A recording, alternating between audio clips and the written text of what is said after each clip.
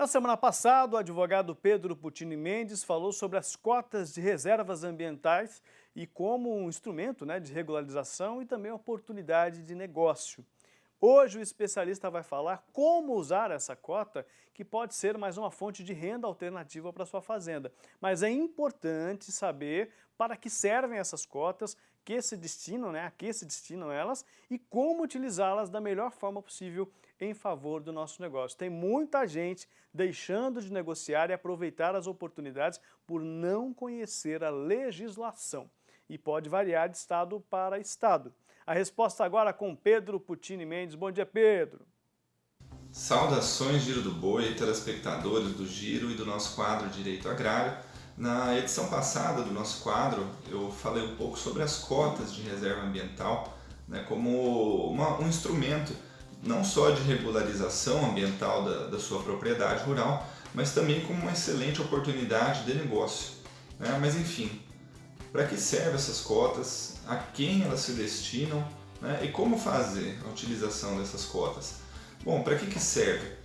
Primeiro, lembrando o que já comentamos um pouquinho no quadro passado, que essas cotas servem para auxiliar aqueles que dentro da sua propriedade rural estão com o déficit, com a falta de reserva legal, a suprir essa falta, mas não recuperando dentro da sua propriedade rural, fechando a área para que a mata se regenere ou fazendo plantio de mudas, porque isso implica diretamente no custo de oportunidade dessa propriedade rural, afinal ela vai estar deixando de produzir numa área. Mas que esse produtor faça a compensação dessa reserva, aliás, esse é o nome, compensação, em outra propriedade. Bom, então para que ela serve? Para a regularização ambiental. A quem ela se destina? A todos os proprietários rurais que estejam com falta de reserva e, por outro lado, aqueles que têm um excesso de vegetação nativa e que não pretendem fazer o desmate, a supressão. Então podem estar criando as cotas. E aí no quadro passado comentei um pouquinho sobre a criação dessa cota. Então, como utilizar? Esse é o tema do quadro de hoje. Então, criadas essas cotas da CRA, atenção com a legislação estadual, porque em alguns estados existe legislação própria, que muitas vezes até muda um pouquinho a forma de criação dessas cotas, como por exemplo o estado do Mato Grosso do Sul, que criou o TECRAE, as cotas estaduais. Mas na maioria dos estados é possível fazer o requerimento, mesmo que o sistema do CAR não esteja com essa possibilidade, faça um requerimento no órgão ambiental dizendo quero criar uma cota. Bom, e aí o procedimento para utilizar essa cota é chamado de compensação na lei, existe toda a possibilidade jurídica de fazer essa negociação. Como isso é feito? Primeiro, faça um contrato bem elaborado, que preveja essas situações de aprovação ou de reprovação do órgão ambiental, afinal você está fazendo uma negociação, comprando, vendendo ou arrendando uma cota sem o órgão ambiental confirmar. E para instrumentalizar isso, como que é feito? O CAR das duas propriedades deve ser feito. Aquela propriedade que está devendo em reserva legal vai fazer adesão ao PRA, Programa de Regularização Ambiental, e através dessa adesão ele vai ter que falar, esse proprietário vai ter que falar, estou devendo reserva e a minha solução é através do procedimento de compensação e vai indicar qual é a cota que ele quer utilizar. Ela está dentro do CAR número tal e a cota já foi aprovada, é a CRA número tal. Então é dessa forma que serão feitas as negociações.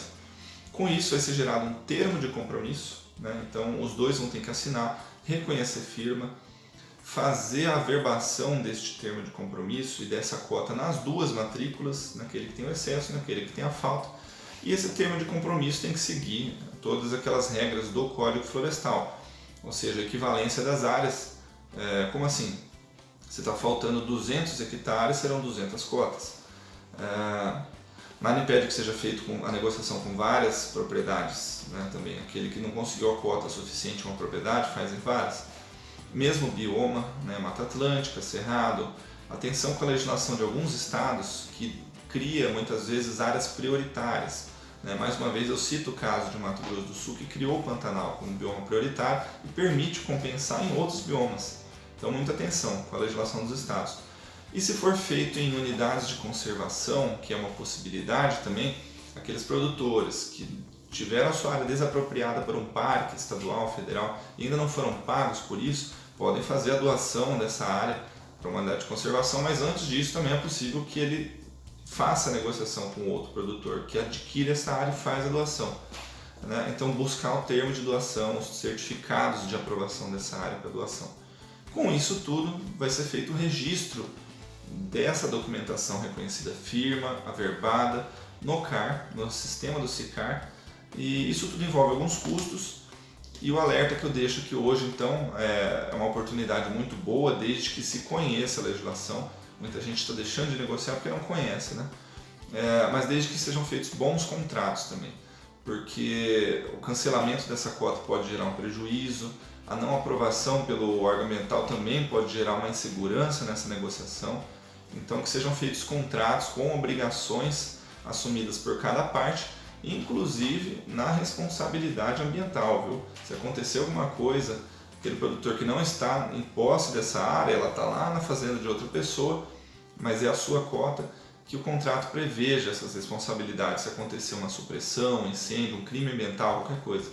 Então, essas são as dicas de hoje, esperamos estar contribuindo com a regularização ambiental e gerando boas oportunidades de negócio. Ficamos à disposição de todos para esclarecer algumas dúvidas. Mande sua sugestão.